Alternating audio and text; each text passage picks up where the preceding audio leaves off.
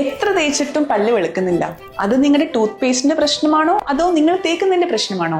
Hi, I'm doctor Laina, prosthodontist and implantologist, medical director, top most dental skin hair clinic. നമ്മൾ കുറേ tooth whitening tooth paste കണ്ടിട്ടുണ്ട്.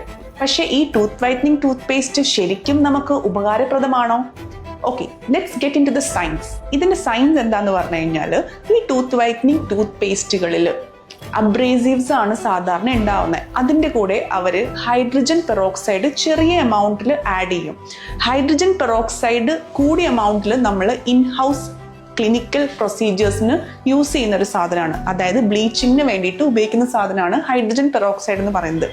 Hydrogen peroxide ഇന്ന ഒരു കോൺസെൻട്രേഷനിൽ ഇത്രയും സമയം വെച്ച് കഴിഞ്ഞാൽ definitely that gets into your teeth inside deeper and then it makes your teeth whiten.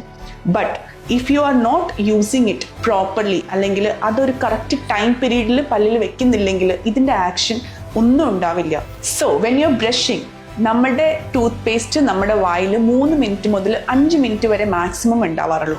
That time is not enough for the hydrogen peroxide to get deeper inside and act. So ശരിക്കും പറയുകയാണെങ്കിൽ tooth whitening tooth പേസ്റ്റുകൾ അധികം effective അല്ല വൈറ്റനിങ്ങിന് വേണ്ടിയിട്ട്. If you want to get your tooth whitened, do in house അല്ലെങ്കിൽ dental ക്ലിനിക്കിൽ വന്നിട്ട് ഡോക്ടേഴ്സിനോട് ചോദിച്ച് അതിൻ്റെ പ്രൊസീജിയേഴ്സ് കറക്റ്റായിട്ട് അറിയുക.